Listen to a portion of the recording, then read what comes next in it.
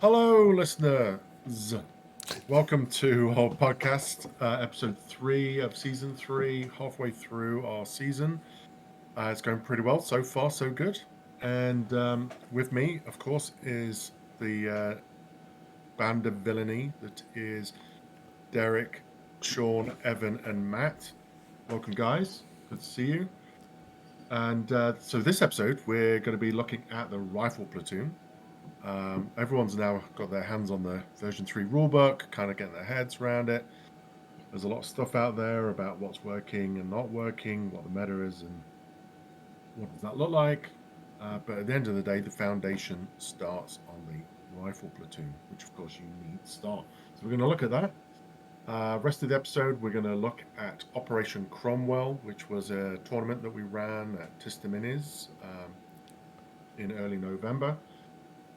Quickly touch on the sober circuit, how that's going, the bolt action rifle platoon review, of course, and then what upcoming events are in Ontario. So, without further ado, let's talk about Operation Cromwell, guys. How are you all doing anyway, by the way? You're good? Good. Yeah. Yep. Yeah, I finally got in a second game. Woohoo! Yeah. It was a really crazy list. So whoever made it should be shot. Yeah, I don't know who that was. We were doing a doubles practice, and Craig was late, so he let me play his list, and he never sent it to me, but Matt had a copy of it, so Matt gave me a copy of it, and I started playing it, and I was trying to figure out why the models that I was given didn't quite equal the models that were on the list. And yeah, when he finally showed up, he decided to be Dice Monkey and graciously let me play my second game, of doubles. And then he kept looking at me like, "That's not my list." And she kept showing him the list. Like, "Yes, it is. It's right here." With a ghost Kubelwagen somewhere in between. So with the ghost Kubelwagen on the third turn, I realized there was supposed to be an anti-tank rifle that I never had. And the transports were all inexperienced, which we quickly learned became regular as okay, these are regular because I don't have these things, and nobody ever play with inexperienced open top half tracks. I'm just going to tell you that right now. If you've already experimented, you know why. If you haven't, don't. or try it and then we'll be vindicated. Yeah. No, I've created a list that's legal and correct. It's actually very different. Not very different, but there's definitely a Kubelwagen in this time. And anti-tank Panzerschreck. Not a rifle? It's not a rifle. No. I don't think you should take a swim against a Kubelwagen. No, because I've got the Kubelwagen model, not the Schwimmwagen model. So yeah.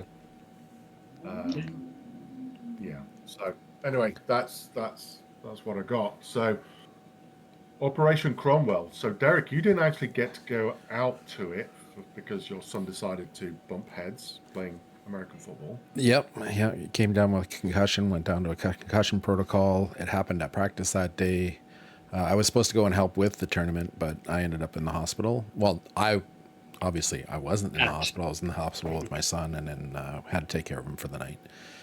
He is all fine and dandy and back. Anybody cares?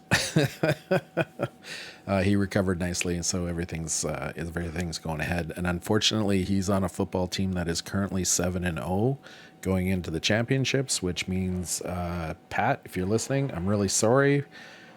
The championships on the same day as the over the top tournament, so yet another tournament will be missed. I'm happy and sad at the same time. I think your problem is that you are allowing your children to dictate your life. You only got one life, Derek. You should I'm allowing it, or my wife is demanding it. One of the two. We quite like Derek. We don't want his wife to kill him in his sleep. So let's move along. Okay. Evan, you managed to pop out, take a look. Any thoughts about the tournament? How it's going? It looked good. It looked like everyone was having a hell of a good time. I was there for like an hour or so. I think there was one or two rules queries, but it was from the newbies more than anyone else. Any of the veteran players, it just seemed to flow in fine. Yeah. From version 3 to from version 2 to version 3, should I say? Yeah. Yeah, so that wasn't too bad. There was 11 players. We actually ended up with a ringer in there as a 12th player. I think there would have been more, but there was another tournament running the next day in Oshawa. So I think there was some there that kind of probably normally would have come out. So we probably would have ended up with about 14.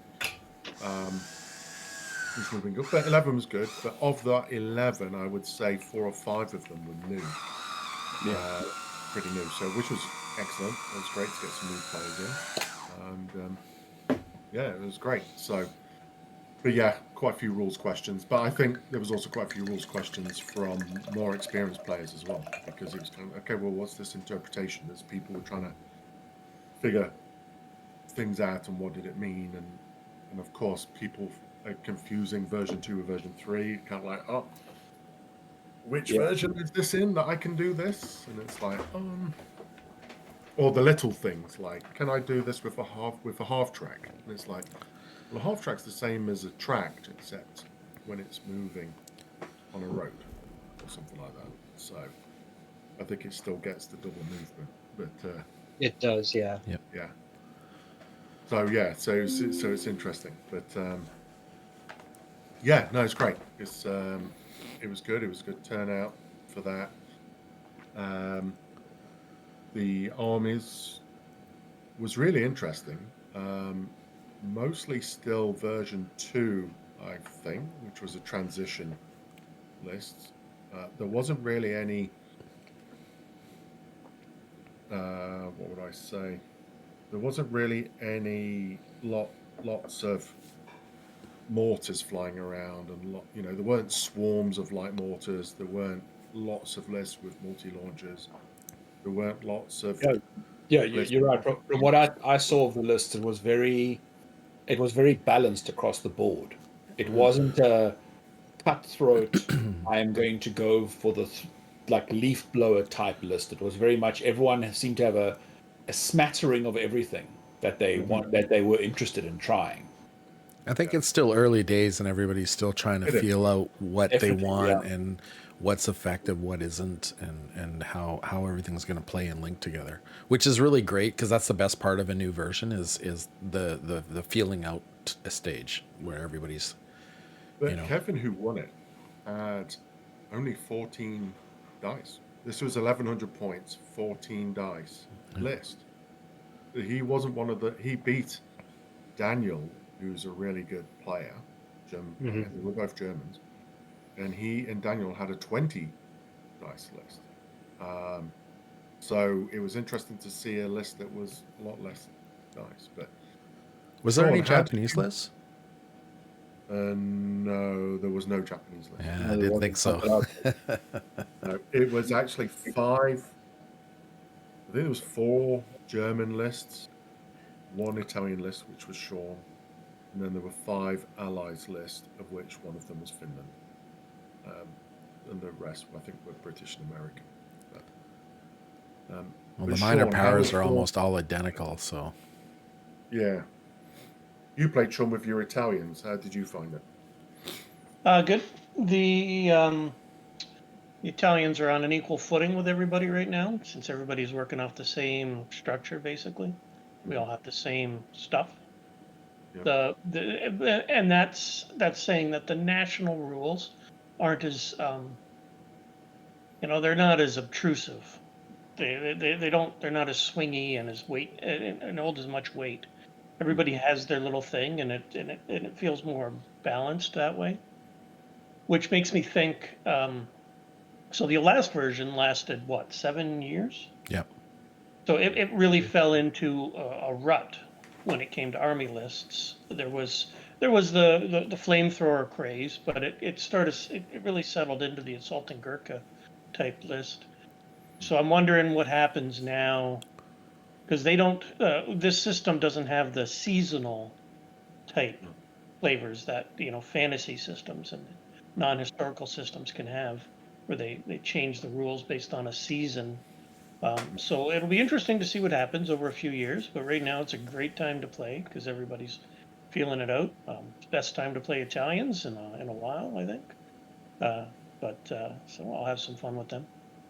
Yeah. I took a infantry heavy list just because I wanted to see. Unfortunately, most of the missions did not require infantry for objectives, so that hurt a little bit. But the infantry heavy list, there was only one bad matchup for it. Other than that, it was all right. What was the bad Matt, matchup? Oh, okay. It was just a couple tanks that came up the center, and I Oh. couldn't. I couldn't answer them. I didn't have a way to. The table was a little open, and the mission was very. You have like two places to go, and the tanks just went there, and there was nothing I could do about it. And he didn't have to worry about capturing objectives with his tanks, so it was basically his tanks could rule the mission. Matt, you did. You played as well. Yep. With the Germans, with your Germans, Fallschirmjäger. yeah. How did that go?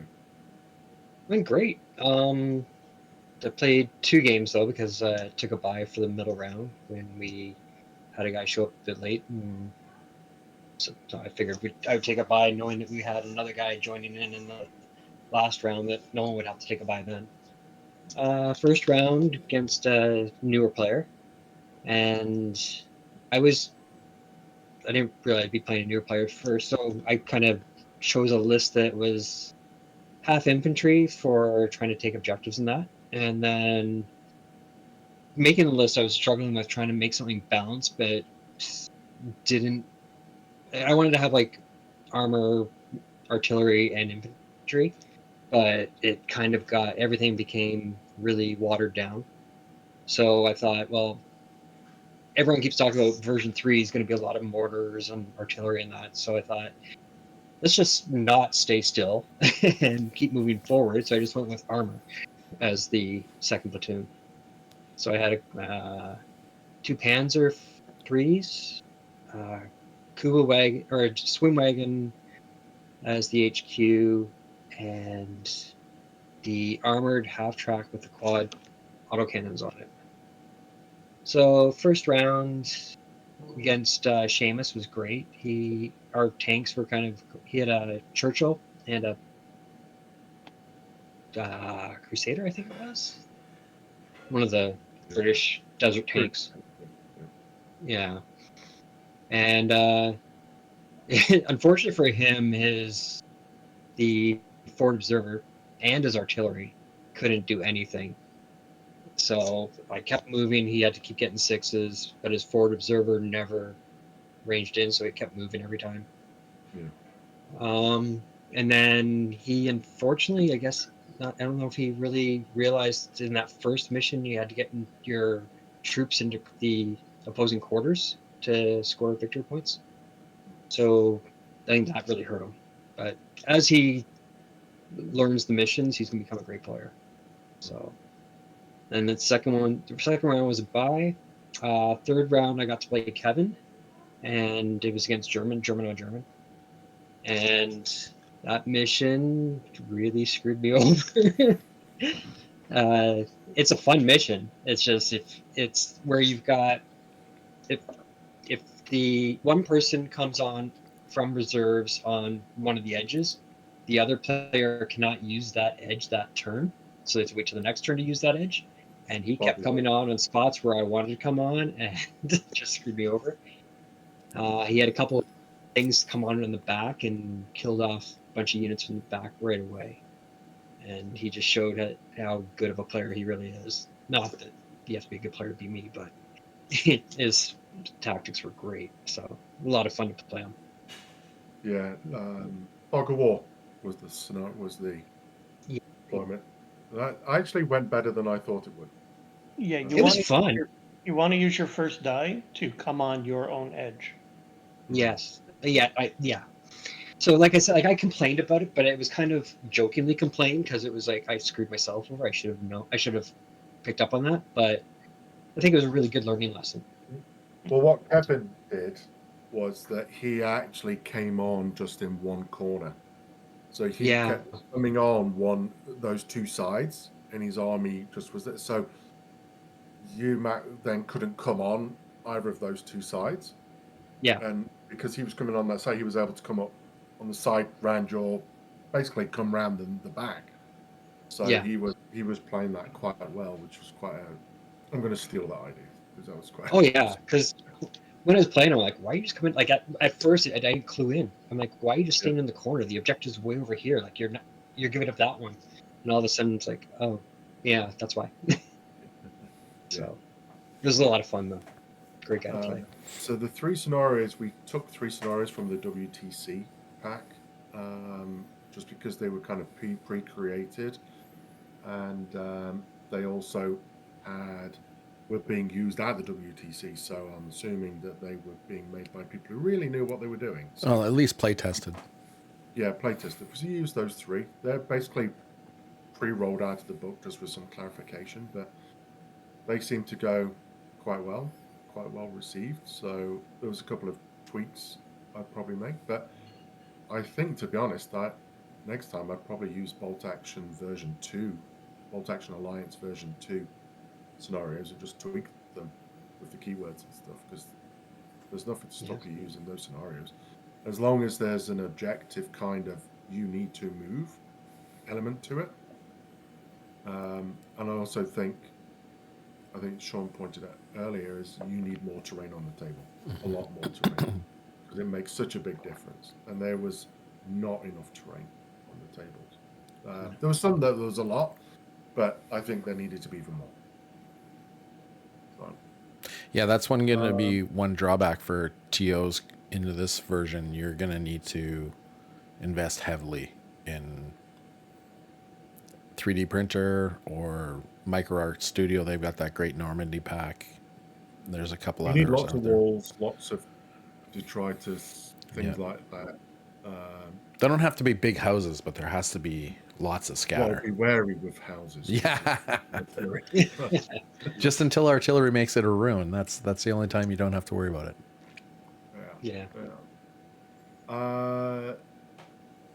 Yeah. So that was quite cool. That went well. And then so at the end of the day, Sean won a tied best painted, best presented award. I don't need to get you that. And Matt won best sport, which was good. So, and then Kevin won overall. He had a really good result. That's, I think, his first one at Testimonies that he's won. And went down very, very well for him. So, and then so Kevin won overall. Then there was Joseph. Daniel was third, who's been the past winner of the last two at Testimonies. Matt was fourth. Sean was fifth. So that's I beat Sean. Yeah. That's rare. You were both on the same victory points, but Matt, you had 7 more kill points over him. But then Sean had killed 1 more HQ than you. And then you both won a trophy. So, which is cool. So that was the summary of that. I think the aim will be that we'll do one. We've got to find a month, but we'll do one regular tournament at Tistaminis, and that'll be the one that's in that month, and then the other one will be at Torchlight. How many a year do you think you'll run? That me, or Dice Hosers will run 3. I think 3 tournaments a year. I think there'll be one at Tistaminis. There'll be one at Torchlight earlier in the year, and then there's going to be the 2-day Danger Close in September, which will be held at Torchlight. That's going to be the 2-day GT. So, For more, if we want to try and get everybody really out and playing, depends on how many are happening around. Yeah, so that's what I'm trying to do. I'm trying to push for the stores to run. Stores should be able to run. I think, and this is where we just quickly touch on community. For those in the community that like to play, yeah, we'll come back on topic in a second, Evan. Thanks for the nudge. But I think that just quickly, because this leads us into the sober circuit. So the sober circuit is a league that Dice Houses has started. It's got support of Warlord Games, and the aim is to get the tournament community across Ontario and then hopefully the provinces,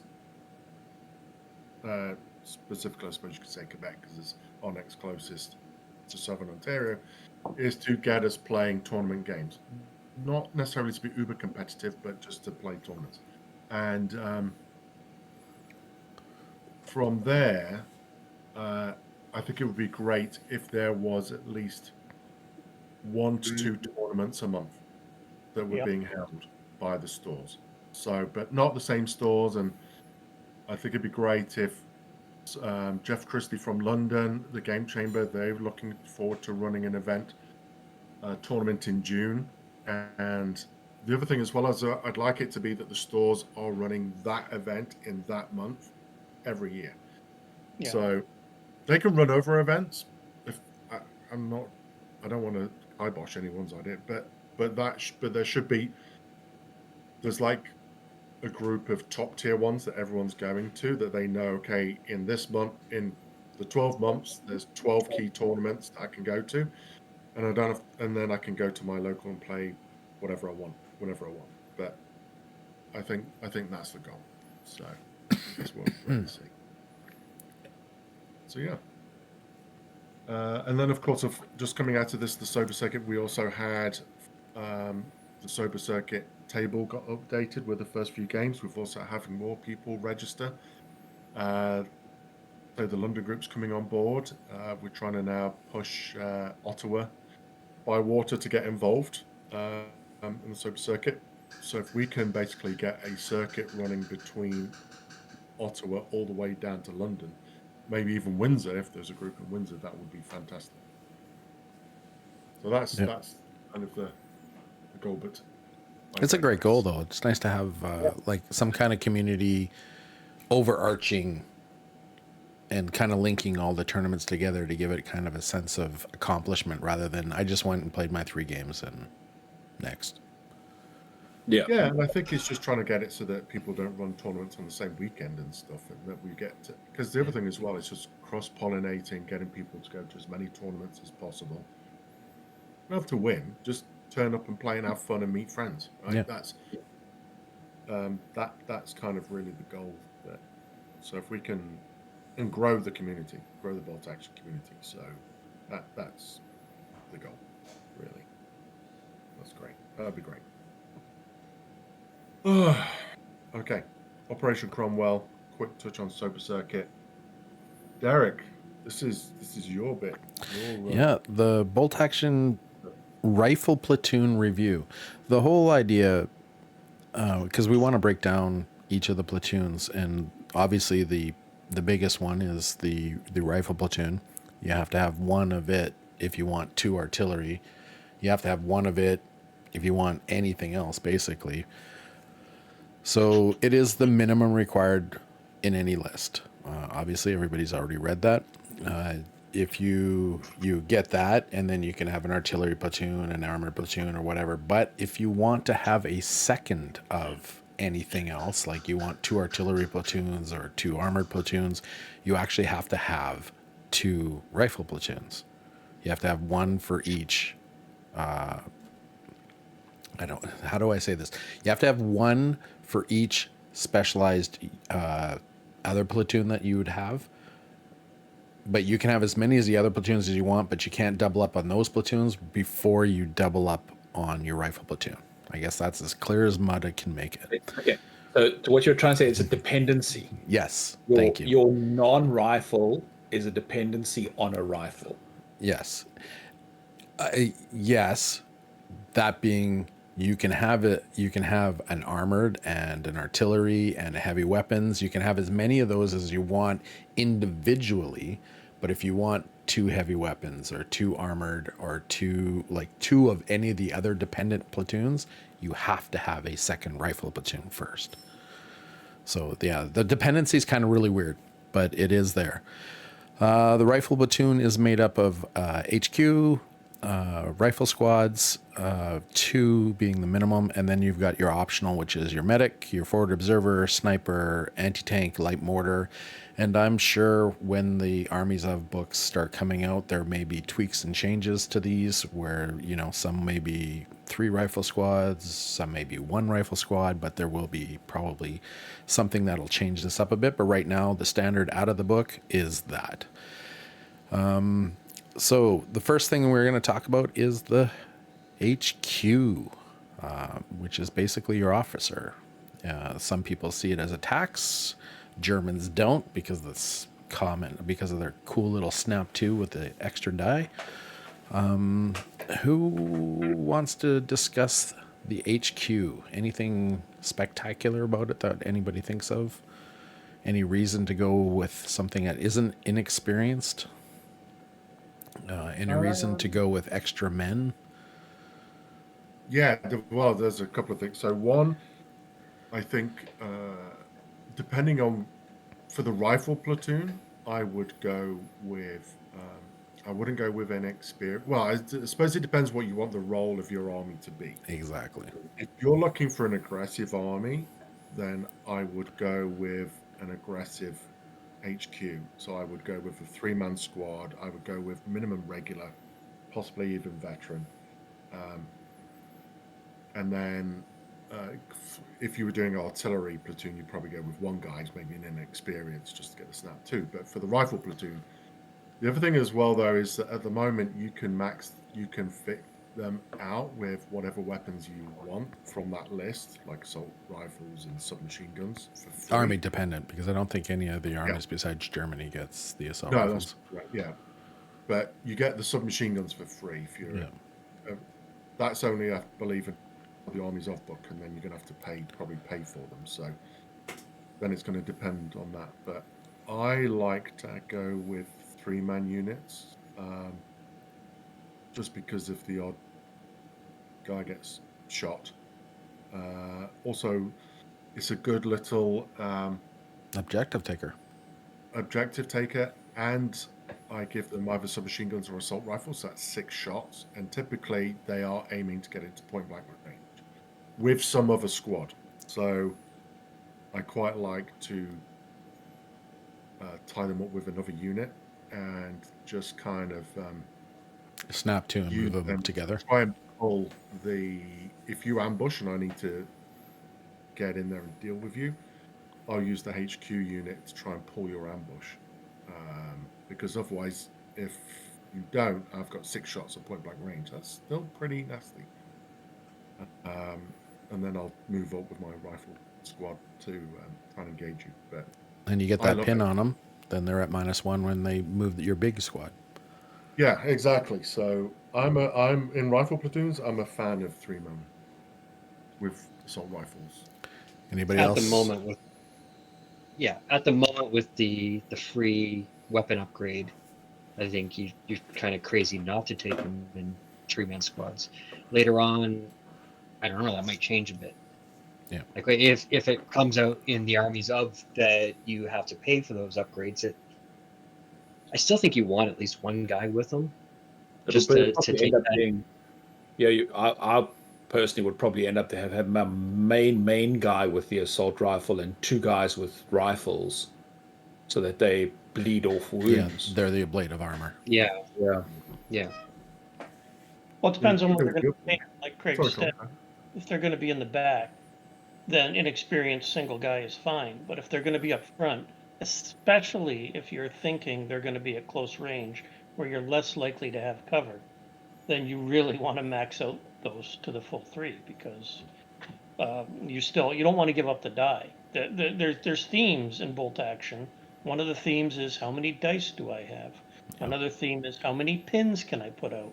And both of those themes are covered by 6 shots and, another set of dice for 21, 30 points for inexperienced regular. But the the other thing to consider when you're so you've got the dice, you got that. The other thing to consider is what his most important function is the snap two. So when you're adding them or when you're playing them, you're putting them in a place where he's going to use his snap two to the best. When I first started playing this version, and I hadn't played for a while, I'd put them all on one side and I'd be unable to snap two on the other side. So you start to learn that the HQ he's coordinating the punches. So you wanna spread them out where they're going to coordinate the punches, and if they're in the back with the artillery, then single guy, inexperienced is fine. I even put a pistol on mine because why not? And if I take a major, then I would put a pistol on him too, because then he's really Mr. Snap too. That's his whole function is 12-inch 4 units, right? Yep. Yeah. No, I agree with that. Absolutely. Plus with the mission objectives like at the last tournament where you get extra points for killing an HQ, having those extra guys just makes them that more survivable. But yeah, you're not giving up that extra point. Because you're giving up a die and an extra point on top of it. Yeah. Yeah. And you should be hiding the small squad anyway. It should be minimal exposure for that 3-man team. Because they're going to be able to pretty much hide anywhere. Well, yeah, exactly. And you want to keep an eye out if there's a sniper. You don't want to lose your officer and stuff like that. So you want to minimize their exposure to being shot. So that's why I always keep them close to other units. They just the snap 2 and the morale is the biggest thing that you want them for. Yeah. The morale too, Yeah. So And the difference between go ahead, man. and the difference between this and the last version, we used to always take them with just one extra guy because you wanted to have that small teams. But since they got rid of that rule, you might as well have that extra guy now. Yeah. Well, you kind of need it too, though, because you need that extra, basically hit point, a blade of armor, whichever. One thing that isn't in our list that is an option with the rifle platoon, but it's not really part of the rifle platoon, but it's kind of part of the we could talk about it with this is the company commander, the next level up of officer that doesn't really become like once you purchase your first rifle platoon, you're able to purchase a company commander. Any reason why you guys would go with the +4 morale bonus, 4 extra orders as opposed to 2 or 5 if you're a German, and an extended range of 6 inches? So instead of, snap 2 at 6, you're snap 2 at 12. Anybody see any reason for that? Another small man team, because you're still going to get 3 guys if you want it. Craig's got a point. I also have a point. So Craig, go for it.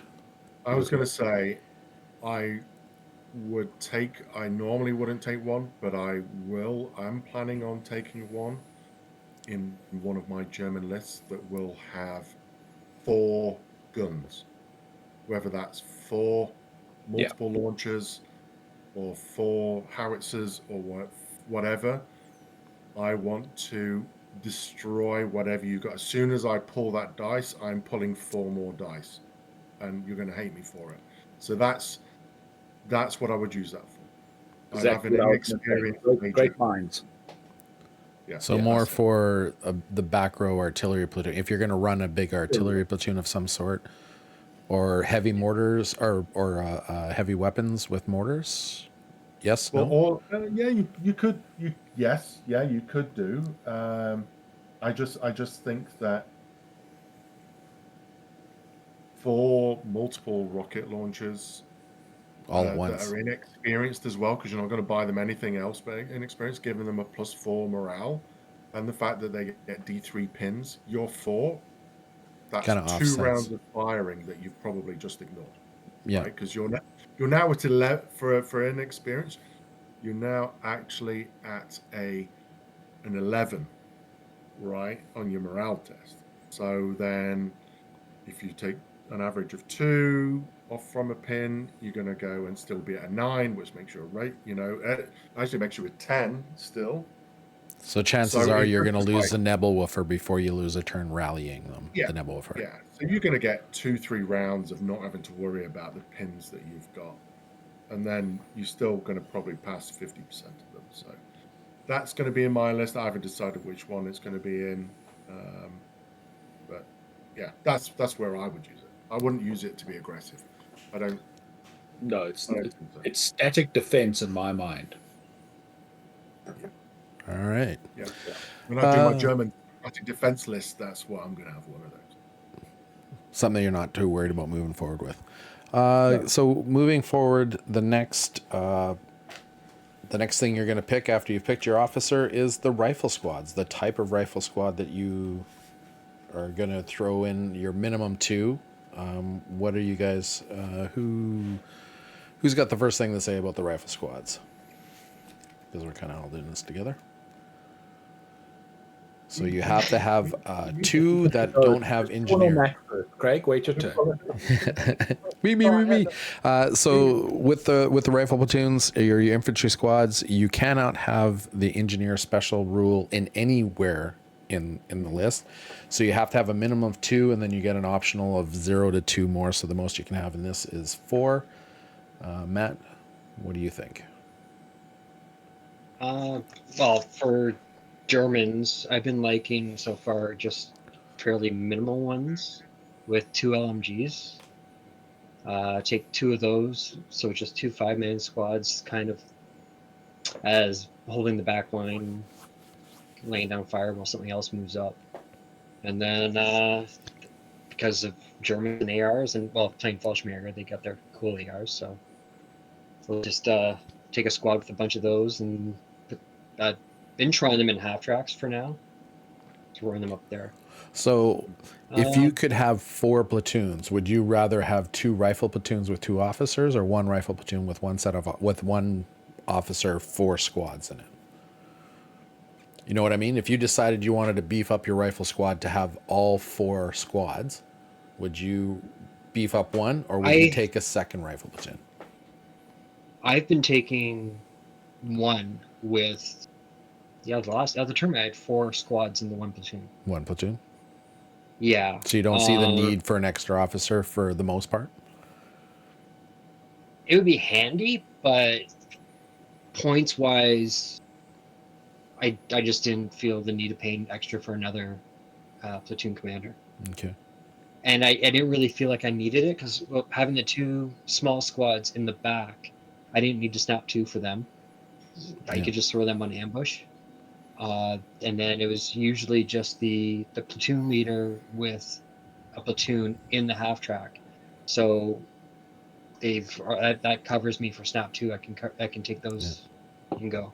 Because I mean, when you split 2 and 2, you're also getting a second medic, a second forward observer, a second sniper, like you're doubling everything you can get. That's true. Kind of said with I kind of didn't say that portion of it, but if you're not seeing that or you're not using it, so you'd rather just stuff all the rifle platoons in 1 unless you wanted to. Yeah. On the food, because you have good food tactics. Yeah. Yeah.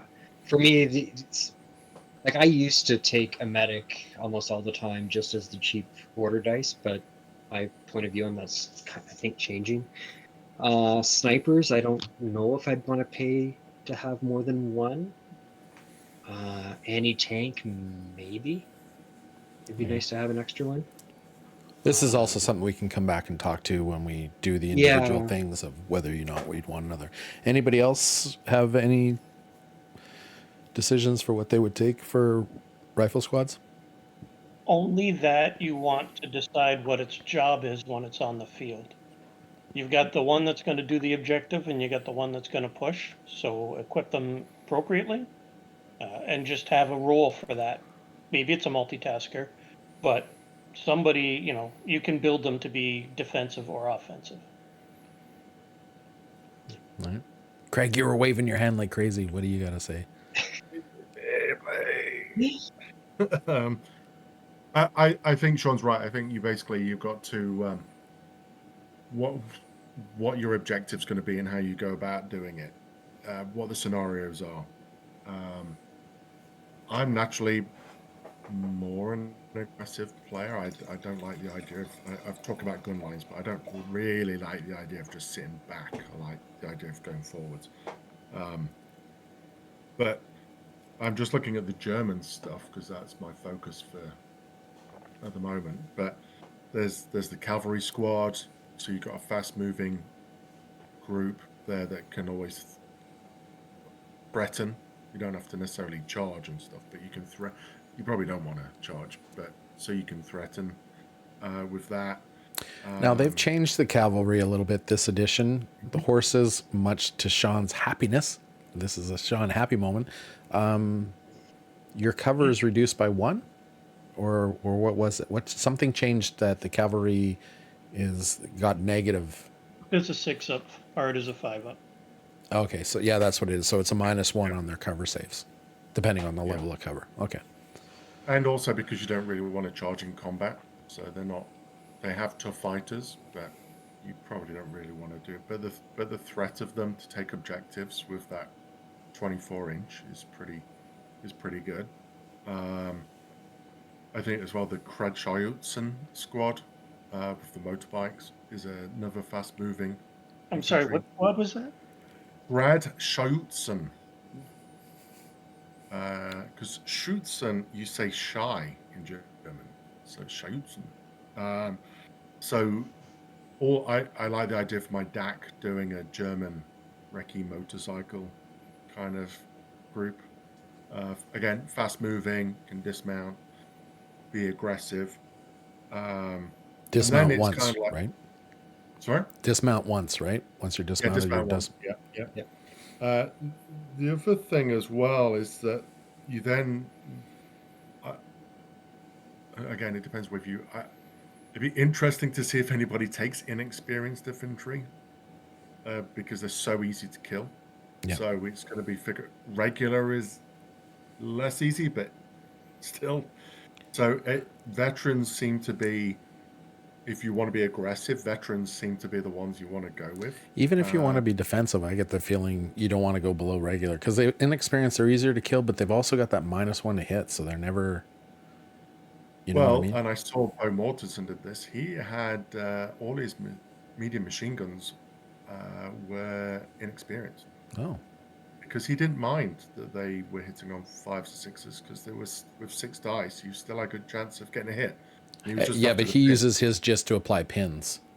Yeah, well, I'm the same. The way I play, I don't play to wipe out a unit. I play to get the pins. Yeah.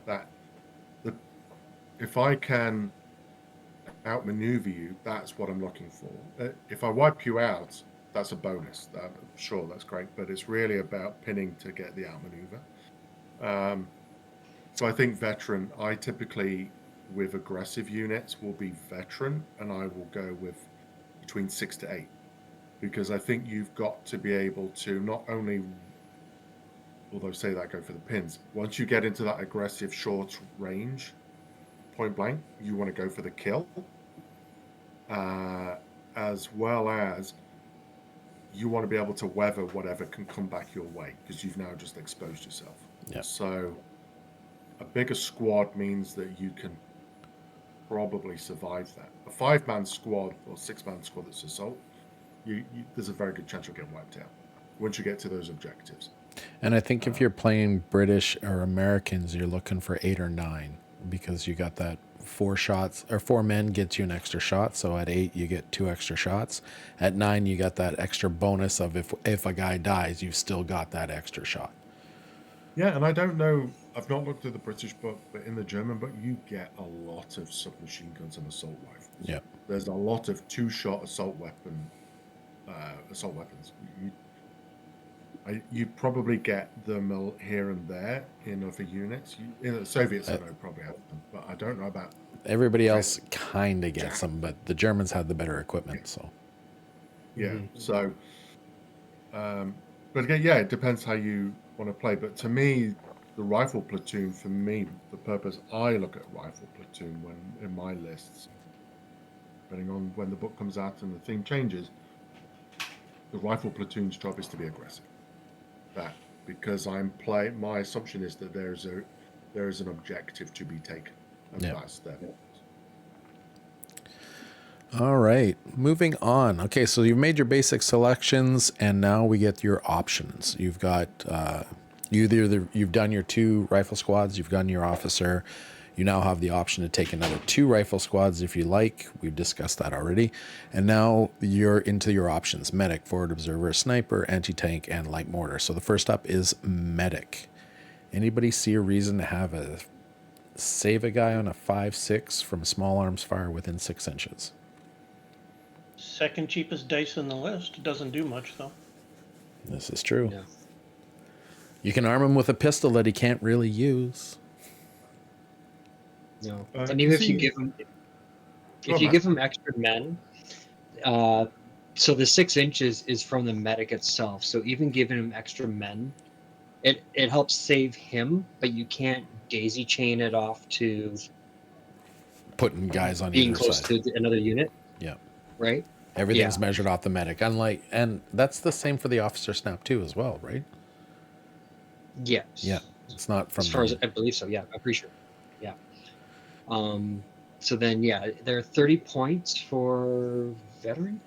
I believe so. 23. I only know the Germans, and I don't think they come in regular. I think they're always veteran. It's just veteran, yeah. Yeah. Snipers can pick them off. They can pick off if you do take a medic with a buddy, the sniper can pick up the medic, which would render that unit as pretty much useless. Maybe Because he just to go take cannot an save objective. himself. No, and you cannot save against heavy weapons. So anything that has the +1 pen, Yeah. Heavy Starting at machine heavy guns and machine up. gun and up. yeah. Which hasn't changed. And They- he can't save close assault as well. Correct. Yeah. Sorry. So- about Yeah. that. When they're mounted in transports, they can't operate any weapons on that transport for obvious reasons. They're medics. What else is there? But you do So you can increase your take- 6-inch range. Putting him in a For being building. in a transport? Yeah, just The like size the of officer. vehicle is bigger. Yeah, because the vehicle's bigger. Just like putting him in a building, you measure off the Oh, building. Yeah, you increase it, but it's still 6 inches from the vehicle. Yeah. Yeah. That's what I meant. But it's just Yeah. because the vehicle sizes increase, you may be adding an inch or two. Fair enough.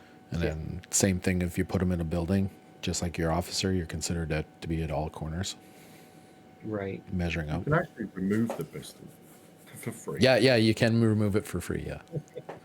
Doesn't get you anything. No. Oh, I like the idea of putting him in the Sahariana and the Italian list and say he's the guy in the back drinking the wine. Travel around behind the army, just have him in the back there drinking wine and passing out a 6-inch 6-up.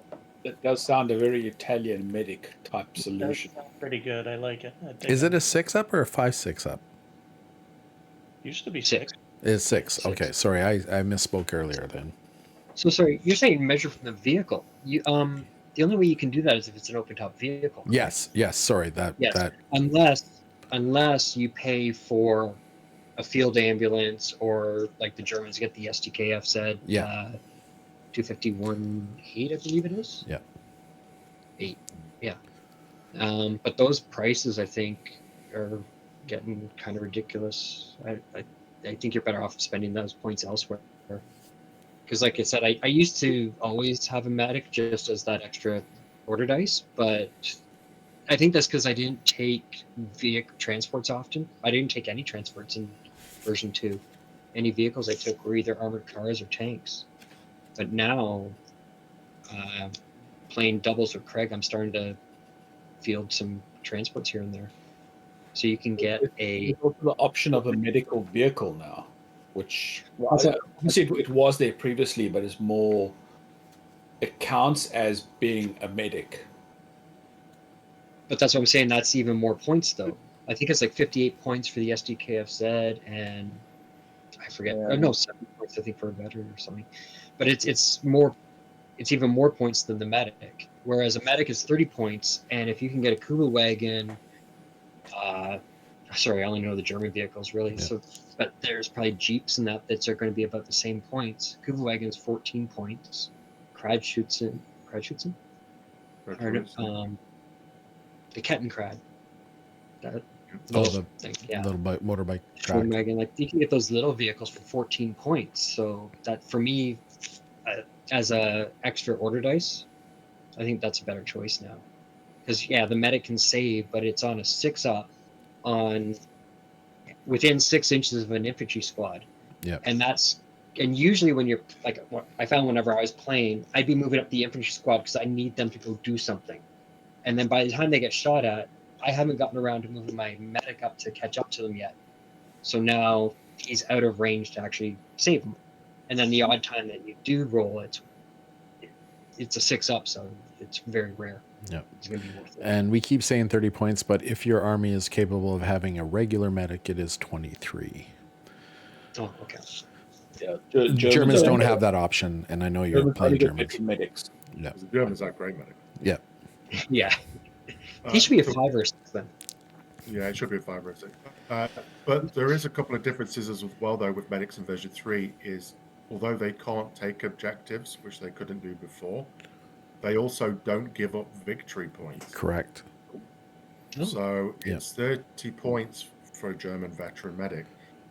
But if they shoot you, you lose the dice, but your opponent doesn't get the dice. Yeah. It's not a kill point. Because you're not So- supposed to kill the medics. Yeah. So I love that because it's really just a kind It's of thematic. distraction 30 point. I'm not giving anything up, right? So I was just thinking about what I might do in my bigger list. I might stick him in a squad with a 2,000 Hackman. point list. Sorry? Your 2,000 point list. My 2,000 point list.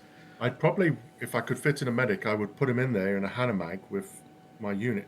I would get him, after the Hanomag's moved, I would get him to get out first.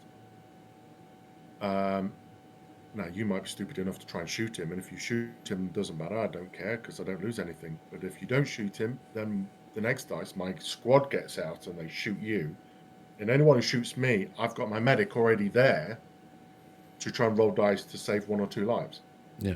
So I'm like, oh, okay. You never know when you're going to drop that Yahtzee 6s, right? That's 6. They come in handy, right? So I mean, the Nebelwoofers drop those 6s all the time, so why can't your medic? All right, so it seems like a medic is, if I have the points and I don't know what to do, maybe I'll take a medic. Because I'm not giving up a victory point, I'm getting an extra order dice. So forward observers, both air... Oh, sorry. Before we move off medic, the one thing that I don't think we've touched on in any of our podcasts around version 3 are the common vehicles now. Yes. Versus, like, the Germans have, like, their vehicles and things. So a common field ambulance is 38 points. Yeah. Versus the German much higher cost. But now you're up to 68 points if you take a veteran, right? Yeah. And is that 38 points get you inexperienced, regular, or vet? 38 regular, 46 veteran. Yeah, so you're... I would spend those points if it was like you're getting a company commander and you're adding 6 inches. I think that was something that they lost because there's really no advantage to having an ambulance. But if you had a medic in an ambulance and it gave you a 12-inch bubble instead of a 6-inch bubble, that would be a reason to take those. just to clarify, you can take a German. What's that? How do you get it? Is it a transport? Yeah. Well, it's a common transport on page 279 of the rule book. Okay. So you can take it as your one Is it- transport in the rifle platoon, or you could take a transport platoon. Transports and tows for any army. So it counts as a transport and not a medic? Yeah, it's a So you field can have a medic and a medic vehicle. Yeah. But our house rule is when you field a field ambulance, you have to go dee-doo, dee-doo, dee-doo, when it comes on the board. I'm sorry, 6-year-old mind, you have to. No, Actually, Mac, you have to. I would like to see an FAQ where if you take a field ambulance, it adds 6 inches to your medic. Because then you got an excuse to take it. Otherwise, why am I wasting even more points on my medic? It's not, he's just like getting somewhere further faster, but he's not. Just stay up with those advancing infantry. Yeah. But that would be interesting too, because then he's bait too. Like, are you going to risk me rolling 6s within 12 inches of this thing? Or are you going to shoot him and waste shots on him? That would be, because then you're asking your opponent questions. Like your opponent's got to be starting to think that Yeah. ambulance I was is just going trying to figure out under the warlord out how to get a ambulance. I'm trying to figure that out. It's just a Oh, transport no, vehicle. If it's an ambulance vehicle, do the medic rules apply to it? Yeah. It can't Yeah. take an objective, but you don't get a victory point for killing it. Yeah. There's somewhere in the rulebook it says about medical vehicle. Yeah. Whatever. You're just So, assigning a transport to your medic, and then it becomes the medical vehicle. No, So you it's don't not- have to have. You don't have to take a medic to take a field ambulance. He's driving. Some other dude, not the medic. But then does it get the medic rule? Yes. Yes. Oh. Here, medical vehicle. Being in proximity of an ambulance means that any wounded soldiers nearby have a chance of being treated by a medic or stretcher bearer from amongst the crew of the ambulance. All infantry and artillery units within 6 inches of the vehicle count as 6 inches of a medic. Okay, Page so I think 149. I'd rather spend the extra 8 points, get a regular vehicle that I can drive anywhere, as opposed to running a foot slog 30-point veteran medic around. Yeah, I was just wondering because at the moment I haven't been able to figure out actually how you get one. How to add a warlord out. I'm trying to find. Even Warlord's like, nobody's going to take this freaking thing. So they probably didn't include break it. Yeah. Oh, man. Is it just a regular transport vehicle that you've designated that way? Like, where's the entry for it? What page are you looking at? Oh, I'm looking on the app. No. 149 is medical vehicle. Page 113 is for the medic, and then the field ambulance section is on page 279. But let's move on. That's more what I was we've- looking at. So We've medic things to death. yeah, we're not going to do it, but I just wanted to know where you saw it so I could. I'm going to do it on purpose now. Yeah. It is. It's in the app. Yeah, it's under It's transports. under. No, it's when you select units, it's not the mandatory ones, but where you can take medic, field observer, or forward observer, sniper, and all that. It puts For the Germans, it shows field ambulance right above medic. Oh, It's okay. higher up. It's not at the bottom by the vehicles. It's further up by the medic section, Craig. Oh, okay. Yeah.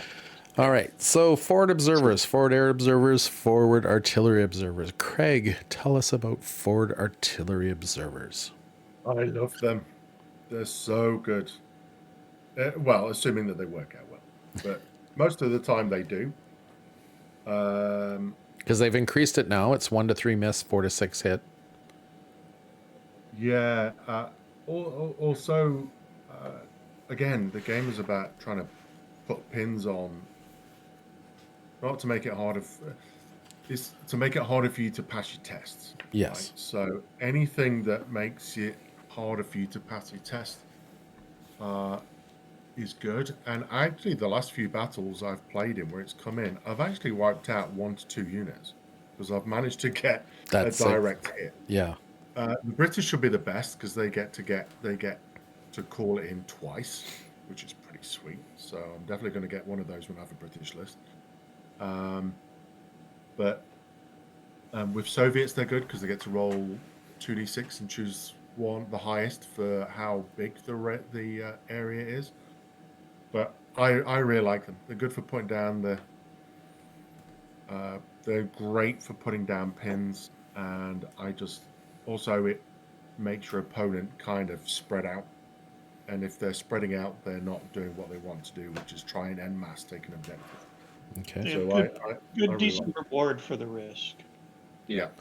Are And you 75 taking- points is a lot cheaper now. It makes them viable. Are you taking extra men with him or no? No, I usually just have him on his own in cover because he counts as an infiltrator, so he gets the +1 cover save as well. So and you place him somewhere smart, out of sight of a sniper. And he has priority on one of the first dice because you want to get his thing out there.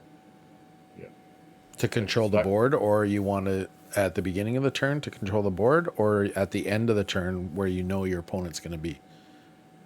Because it gets called in the next round, right? You're looking. He's- You're Sorry, looking, go on, Sean.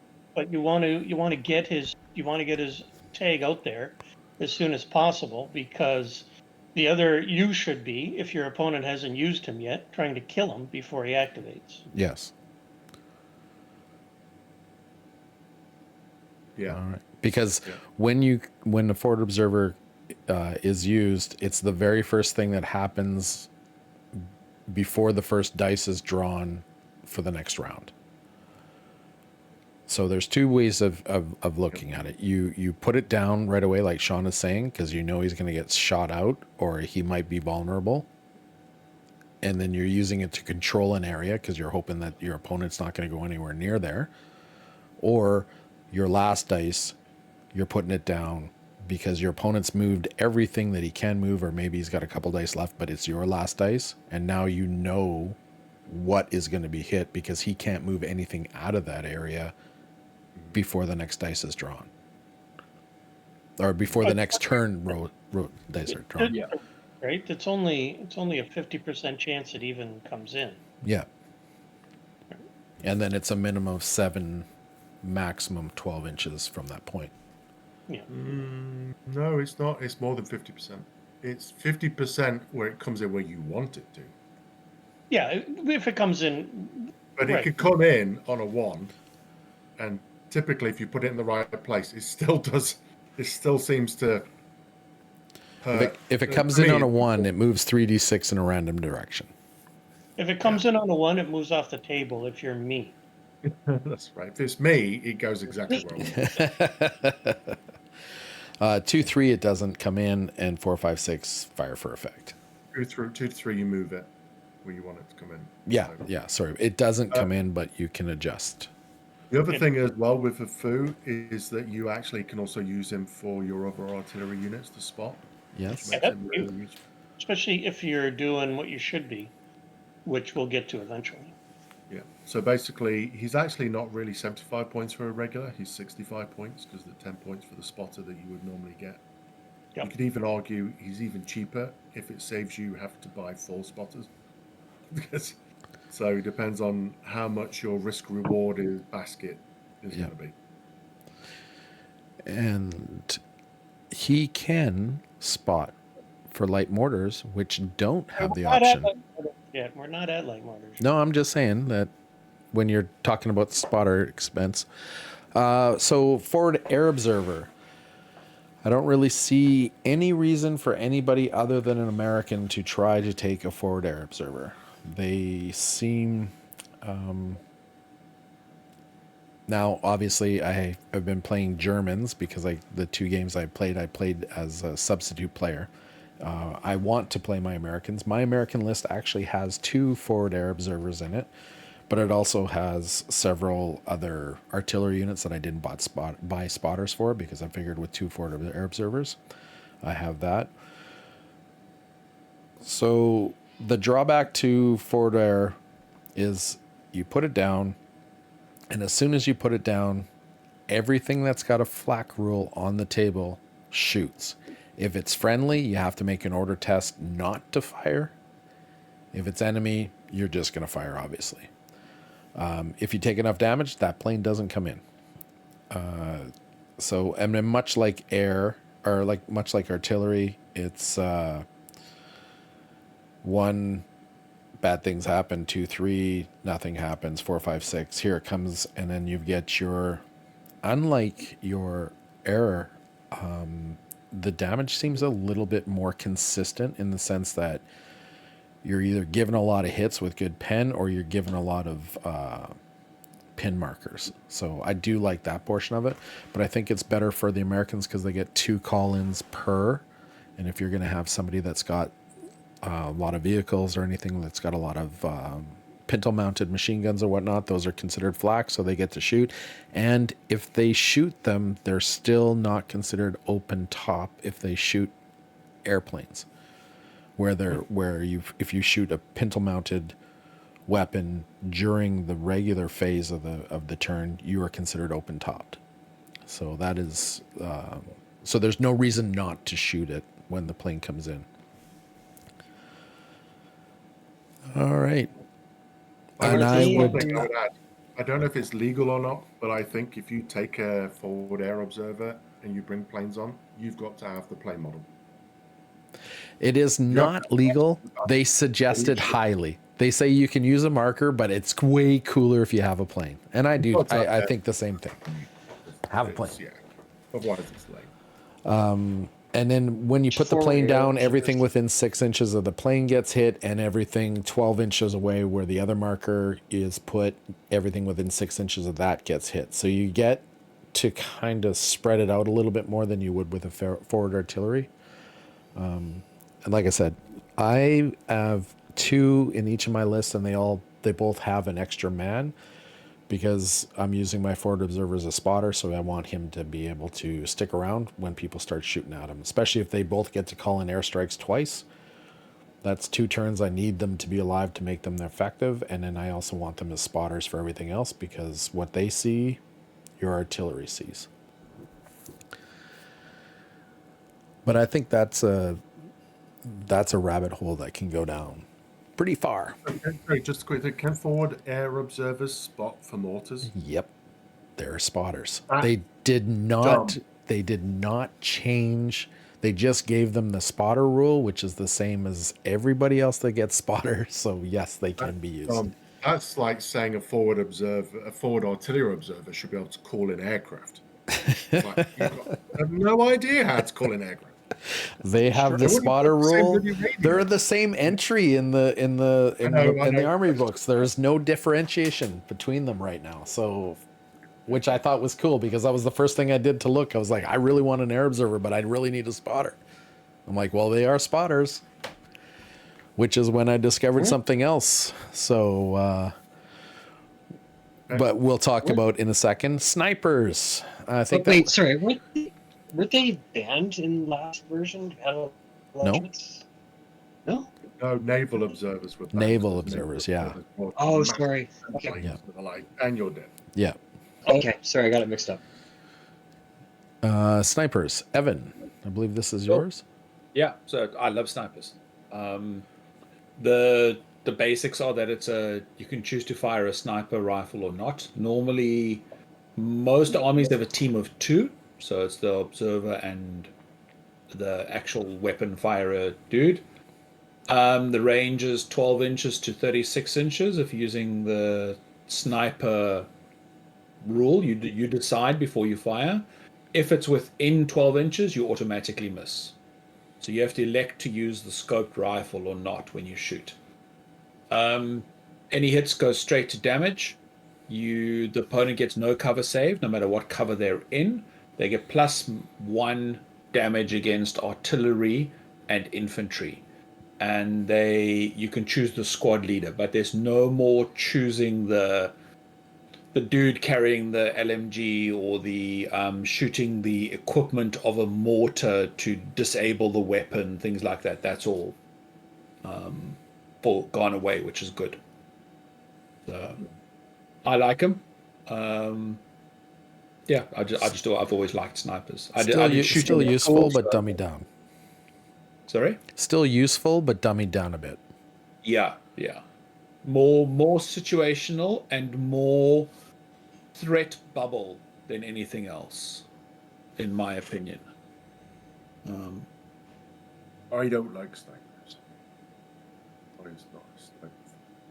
I think if I had 2 of them, that'd be cool. Or if you have the German, what's the Gewehr? The Gewehr sniper from version 2, where you shot and then rolled a dice, and on a 4+ you could shoot again. Yeah. Because so many times I'll roll a 2 when I'm shooting a sniper, and it's like, okay, this is silly. So if you have 2, then it kind of would be like, okay, I'm okay with that. But We might see that coming, because they called it out in the latest Warlord article that the sniper model comes with the Gewehr. Yeah. I was going to say that mini model with the dangerous umbrella. I think they said something in that. Tactical Yeah. tactical umbrella. Well, I've seen Kingsman, so I know what that umbrella can do. I was gonna Yeah. make the same reference. I've also seen Mary Poppins, so I know what that umbrella can do. He can jump out Umbrella's of the tree dangerous. safely. That's right. I kept thinking Bridge Too Far that he was trying to infiltrate the British. Harry. All right, so situational now, not an auto include as it was in Yeah. version 2, which is nice. No more breach and muzzle shots out of them. Anti-tank weapons. I believe you get a choice of 1, maximum of 1. Oh, I flipped my page. Now I got to figure it out again. I think it was 0 to 1, just like the sniper. It's 0 Yep. to 1. Yep, 0 to 1. And who was doing anti-tank?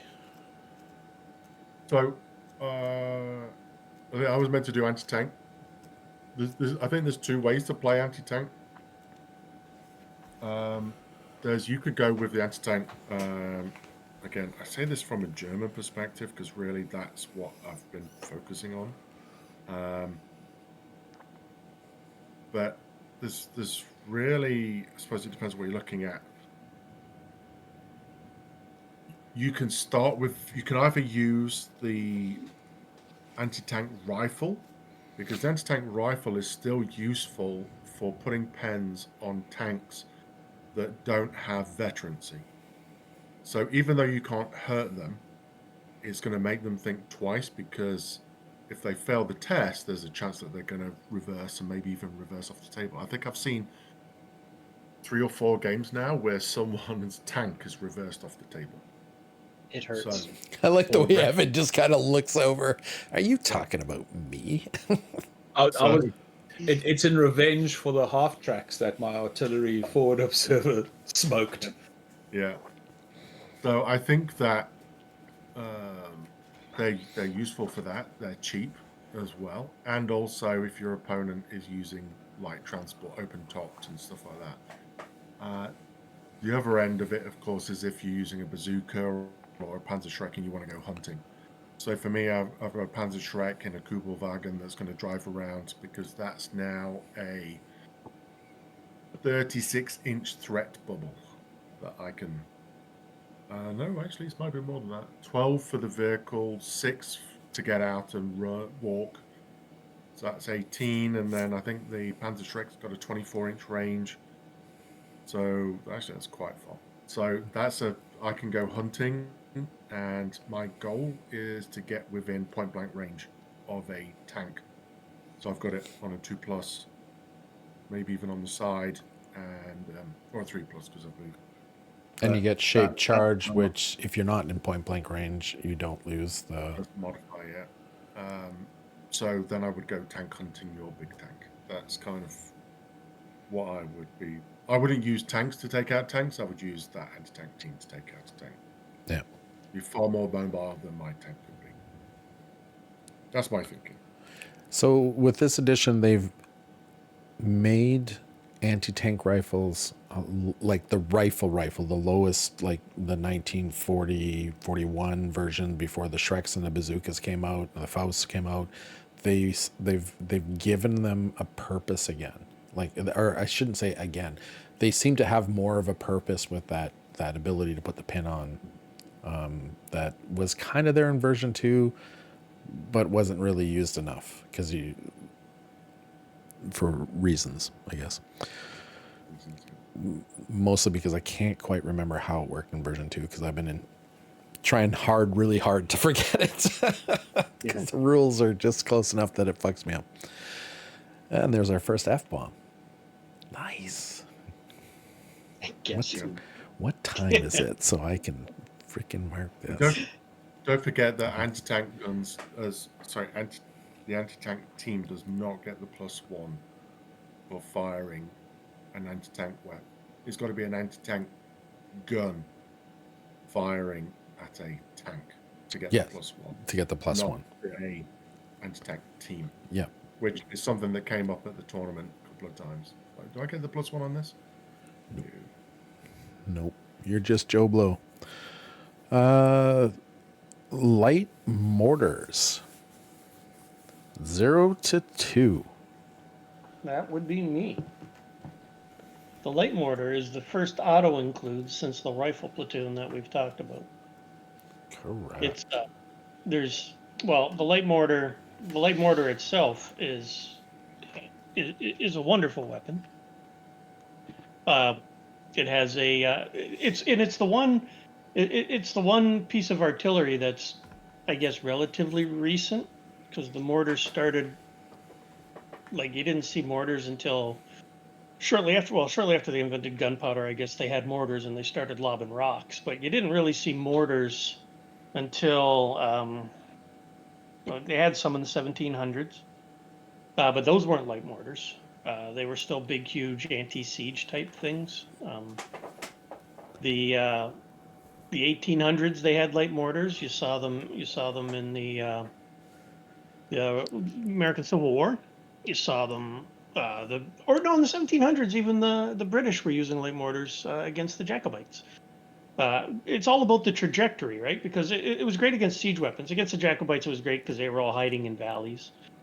Custard probably should have had mortars, but he didn't, because the Sioux would always hang out in the valleys to marshal before going and charging them. But the mortar itself really came into play in World War One, when things ground to a halt. They had them, but like I said, they had them in the American Civil War. Petersburg had big, huge 13-inch mammoth mortars. But we still don't have a light mortar. The light mortar finally shows up World War One. What was the? So the Germans had the Minenwerfer. The British, it was Stokes. Stokes invented the 3-inch mortar. So now this is where you start to have something that's assigned to an infantry, I guess, battalion or regiment, infantry regiment, where they'd have some light mortars that they could, well, light-ish mortars that they could assign to work with infantry, and it starts turning into that fire maneuver weapon, and then between the wars, there's a lot of advancement. They go from that Stokes 3-inch to an 81 millimeter that the World War II 81 millimeter that is really treated like a medium mortar. Then it had like an 8-man team, but for the 81 millimeter they now had mortar squads, and then 60 millimeter. Now we have a light mortar. That mortar had a 5-man squad originally, until they got the little handheld jobbies. Handheld job. I was ignoring it. I was. So that's when you get to something that is it's in the hands of the infantry. The infantry company now will have a team, and it'll be directing it for its own needs, and it's an organic piece of attachment. So that brings us to bolt action, where because black powder doesn't have mortars, like we said, but bolt action has the light mortar. So it's a lot more numerous in the list than the medium mortars, because you can take them with the rifle platoon, and then you can also take them with the weapons platoon as well, instead of medium. So the light mortar, if it's so Bo says, I don't think he's going to say this forever. Currently says, 8 light mortars, inexperienced, flood the table, weight of dice. I'm going to roll 6s. You're going to cry. Problem with the inexperienced is you don't get the use of spotters. With the regular and the veteran, you get use of spotters. So you for 21 points, you get an inexperienced. For 30, you get a regular, and that's a die, and it's a 6-inch range-in weapon. It's an inexpensive die, and remember that's one of the themes. And if it's a defensive weapon and people are ranging in on you, well, a light mortar, unlike all the other artillery, can move and then still shoot. It's 12-inch minimum range, so you still can't run them into people's faces. You still got to hold them back. But they can all share the same spotter, and if you've bought you take a medium, you take a forward observer, you got 2 spotters on the table already. Some of them might have direct line of sight at certain points because they can move.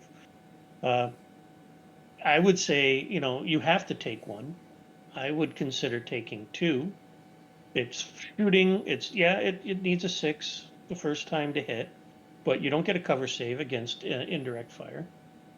If you're shooting at vehicles, you're +2. Plus, you're an HE1, which is +1, and you're on their top armor, which is +1, so you're +2. So, yeah, you want light mortars. You want at least one. They're hard to buy. So you want to get fancy, and I would say you'd want at least two. You always take them with your rifle platoon, and maybe you take a howitzer, a medium mortar, and a light mortar, if depending on what you're looking for dice. Because like I said, 21 for inexperienced, 30 for regular, and you've got a die indirect that can do fire and maneuver on your infantry that's trying to move around. And D2 pin.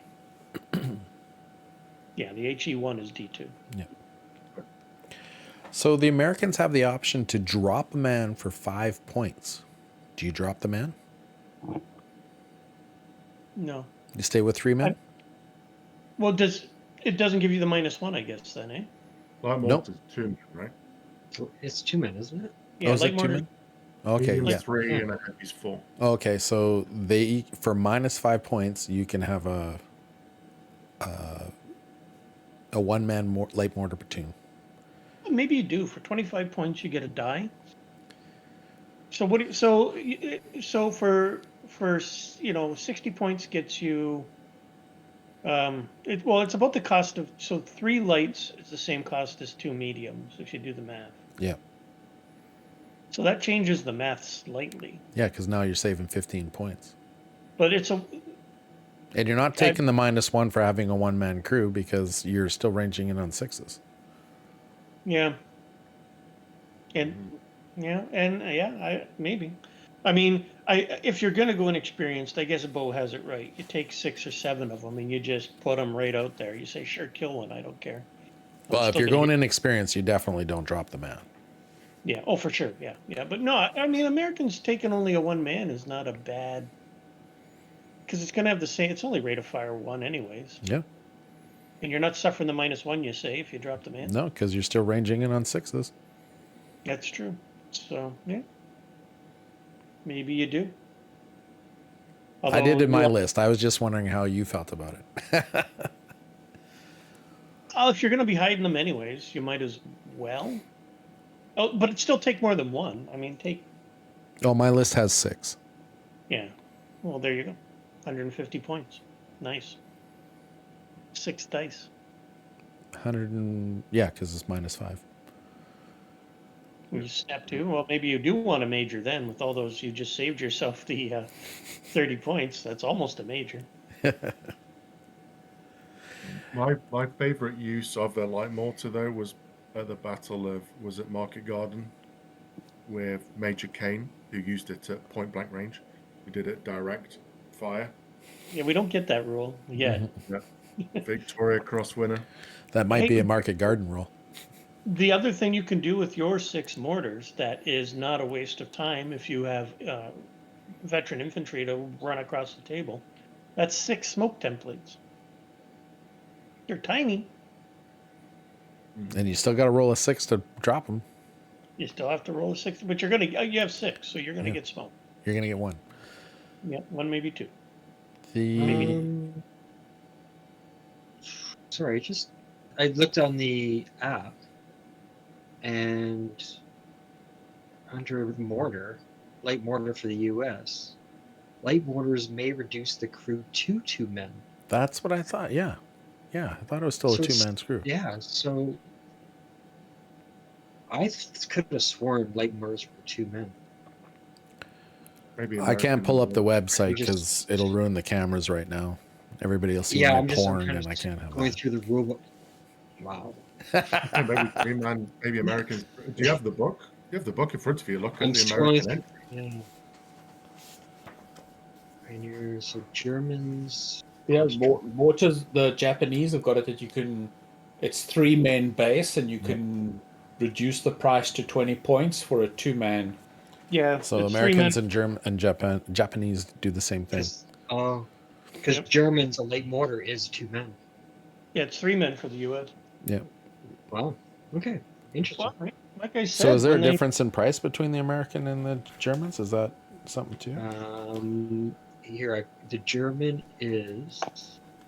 Sorry, I scroll The away from US it. Now let's go back to airborne it. bazooka. So the US airborne light mortar is 2 man. Yeah. My Makes French, sense. the French team is also 2 man, and you can upgrade from a light to a medium for 15, which gives you the extra man and the fixed special rule. well, they probably baked it into the cost of the U.S. mortar to have the extra man. Yeah. Well, the U.S. mortar is 35 So- points for 3 men, 30 for Yeah. 2. That's 5 points more than a 2-man. Yeah, because your 2 men is 30 points for Germans. Would I drop the man? Basically, Yeah. it just means you've got the option of having a 3 man or a 2 man, right? Yeah. Yeah. If you're going to good. run inexperienced, keep 3 men so that you've got the extra point Yeah. because they're going to be in the open to see what they can shoot at. And if you're going to run regular and keep them behind because you got observers, then drop the man and use it to buy your observer. Yep. The interesting conundrums of list making. All right. And the last thing that we're really not going to talk on much is you've got your transport vehicle, soft or armored, 0 to 1. If you're not Yeah, I running, think everything in that Matt and I are trying out in our doubles list at Adepticon, we're going to try Hanamags, armored open tops. Again, just to add to that aggressiveness, and also one of them is going to be anti-tank. The fact that your armored transports can hang around now, or more likely to hang around, they're not auto-destroyed if they're closer. So I think it's going to be interesting to see what it is. So I want to try and be very aggressive with my lists. So I'm adding them to my Italian platoon, to my Italian list. But I had to drop my push squad by 1 man so I could fit them plus the commander in there, the platoon commander. So I had that snap 2 inside the vehicle, right? Yeah. Because you need that. Move the vehicle and get out. Yep, indeedy. All right. So that pretty much sums up the rifle platoon, how you can use it, different things you can use it. Obviously, we didn't get into the nitty gritty of cornerstone cases. This is just general, and most of it is going to change once the armies of books start dropping, because as we talked to Alessio, if you watch that interview that we had with Alessio, he mentioned that these are just kind of placeholder platoons to get us playing until the armies of start dropping, and you're going to start seeing more richness and more variability and differences between the countries as they see different rifle platoons. So interested to see that. Love to have him back on and talked about it.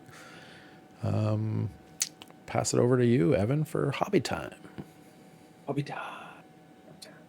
Cool. So, my plans for the hobby for the next foreseeable future is painting Winter Germans for the Adepticon doubles. And then when they're done, start looking more at the Saga stuff to paint. So let's start with Sean. What's your plans? I think this is the first time I've seen him not painting. I know, Yeah. right?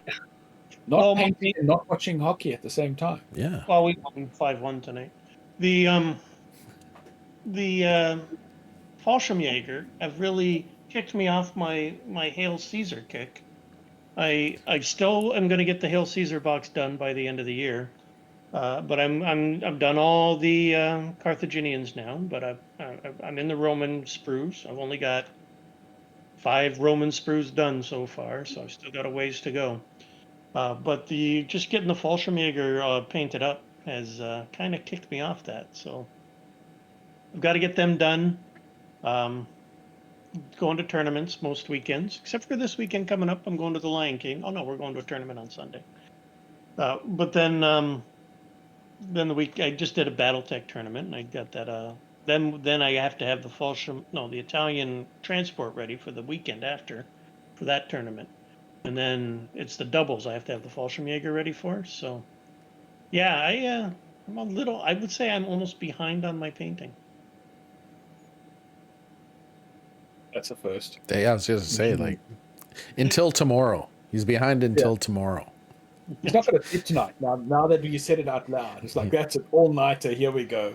Gallons of coffee, student days, paint the night through. Yeah. I'll sleep at work. Yeah. Craig, what's yours? Hobby plans? Yeah, so at the moment I'm painting my SS for Adepticon. Well, Adepticon, but we've got incoming at the end of November at St. Catherine's.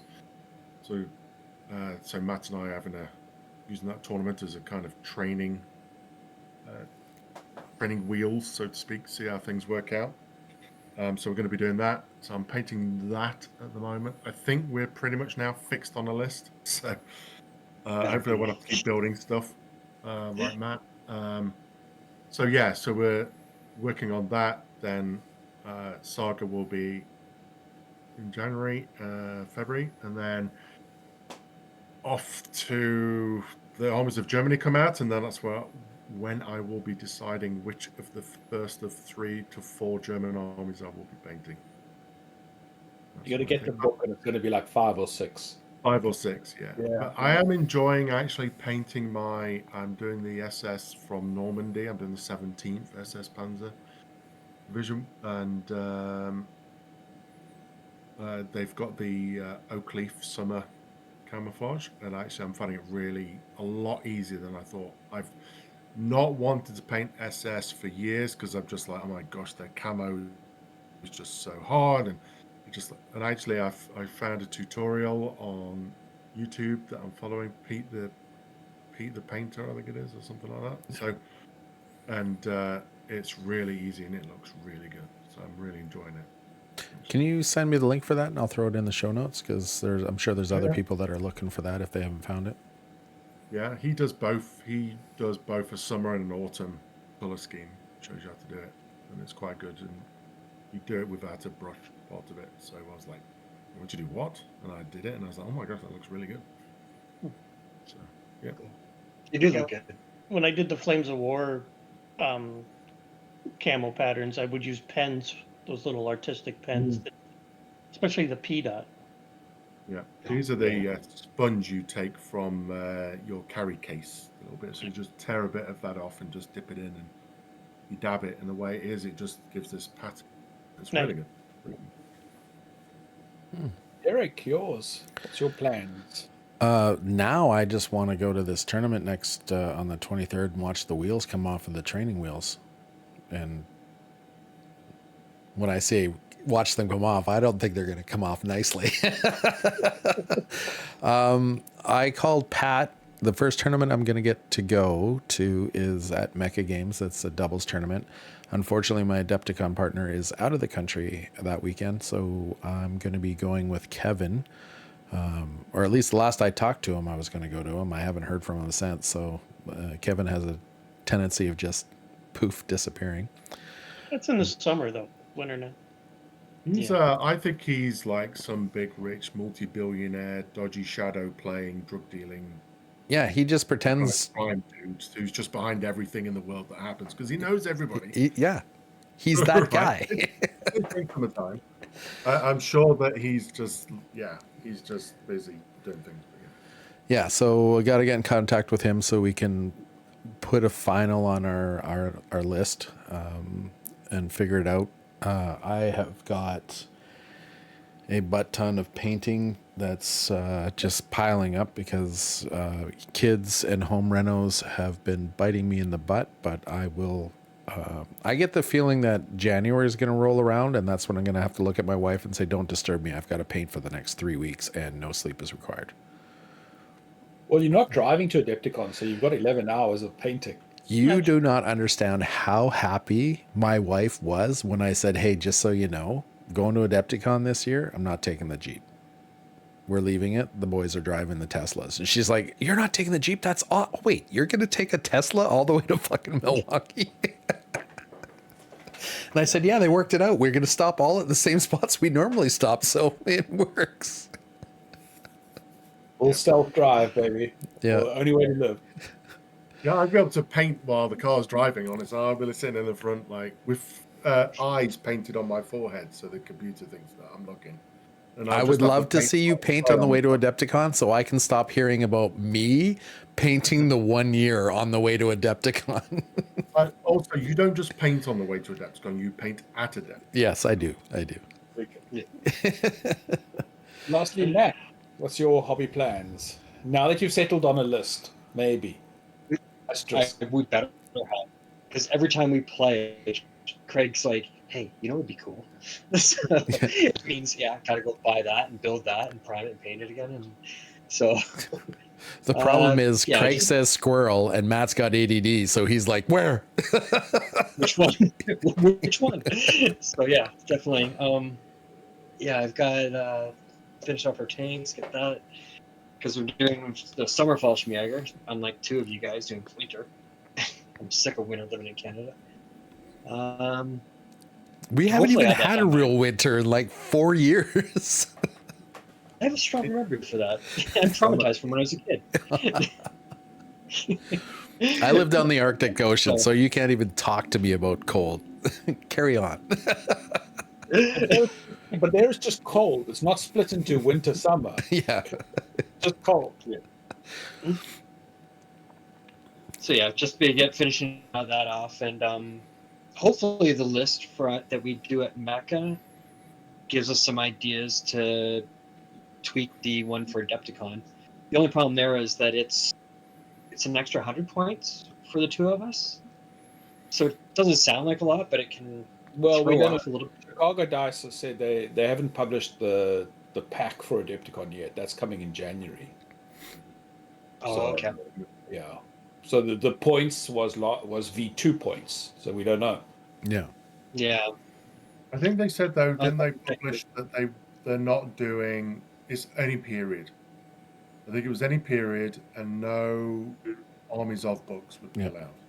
Yeah. Yeah. Well, It's only and by armies of, it'll just be Germany.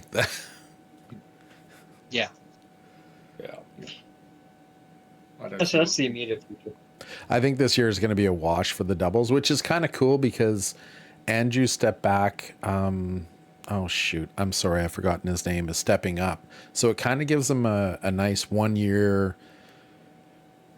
step into the role, figured out, because last year he was kind of helping Andrew and there was like a passing of the torch. This year it'll be all his, but which is really nice because you got version 3. He doesn't have to worry about armies of. He doesn't have to worry about this list or that list. I mean, it gives him a kind of a nice, fresh, clean slate, Transition. and he doesn't have a lot to worry about for all those little nitty gritty things. So it's almost a perfect time for Andrew to step down. Yeah. Yep. Cool. So yeah, that's pretty much hobby plans. So Matt, over to you for the outro. Take it away. Well, thanks to our listener or viewer or viewers, hopefully. And just a reminder, if you want to post any comments about what we talked about today, and even if it's, well, preferably actually, if it's opposite of what we said, I'd like to hear other points of view on the platoons and what you want to include, what you don't want to include, sizes of the squads and that. That'd be great 6 to hear. inches. The events, did we talk about the events? I don't think we did. No, we don't. No, I think we skipped that. Right. Oh, yeah. Let's go back to that. We skipped It's Sean. rewind. Sean's just happily going like, I didn't have to do anything. Well, there's not exactly a lot of events coming up. There's nothing in December.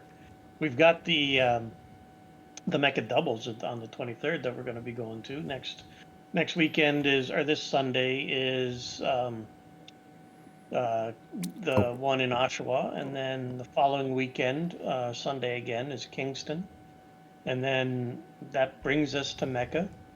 And then there's the one escalation league started up at Tista, which I signed up for. There's 12 people right now, so that'll be fun. But I'm using that to grow my Fallschirmjäger list, basically to keep me painting. The next escalation type thing run by a hobby store will be Torch in January, and I'll use that to build an American army. So those are all useful. So, and then in the new year, there's rumors, maybe something in Ottawa. We'll see. But we've got a lot of months to fill, and I think maybe we should put some effort into that. So listen here for what we come up with on more tournaments coming in the new year. And what was the tournament? Is it this weekend? You guys are going to PAX? King, Yeah, yeah, yeah. over the Not- top. not wondering. On Sunday. Then we've got Kingston the week after that, and then, like Sean said, we've got the end of the month is Yeah. which is the weekend after that. The 23rd. To doubles, and then I believe that Ottawa. There's rumors Ottawa is going to be running one in maybe January. Yeah. Um, Nobody wanted one in December. they were talking about December. I think it's going to end up being January. But if it is in January, I think I might be taking a trip to Ottawa for the weekend. Well, I definitely want to go in May. Don't know about January. We'll see. Can't make the. I want to go CTC, but the way it falls is on my daughter's birthday, and I can't make it. Oh, maybe then I'll go in When January it with. falls off, then I will be able to go. Yeah. Will go. It's on my Okay. list. So I'm guess so if you've missed any of that or you want to check any more information about it, I believe most of it's on Facebook and the Dice Hosers site. Also on dicehosers.ca, we have a list of the SOBA events. And what else? Derek, I think you post the stuff in the bottom of the notes of the video too, don't you? Some of it. And then yeah, so I guess next time we'll be talking about heavy weapons platoons and artillery platoons. They kind of go together, so Yeah. it should be a nice, easy one. And thanks. And Noises. if everyone can say see you later, we'll be out of here. See you Yeah. later. So yeah. Au revoir. Take care. Have a good one.